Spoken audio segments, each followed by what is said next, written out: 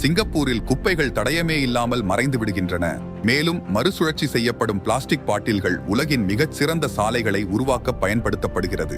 Singapore எதிர்கால நாடு எனச் சொல்லலாம், ஏனென்றால் அங்கு கழிவுகள் எதுவும் இல்லை மற்றும் பிளாஸ்டிக் பாட்டில்கள் சிறந்த சாலைகளை உருவாக்க பயன்படுத்தும் பொருட்களாக மாற்றப்படுகின்றன. சிங்கப்பூரில் எல்லா குப்பைகளும் ஒரே நாளில் அகற்றப்படுகிறது. தினமும் 2000 மேற்பட்ட லாரிகள் நாட்டின் பல பகுதிகளிலிருந்து குப்பைகளை சேகரித்து ஒரு பங்கர் ஒன்றிற்கு கொண்டு வரப்படுகிறது. நாடு முழுவதும் 4 கழிவுகளை எரிக்கும் ஆலைகள் உள்ளன.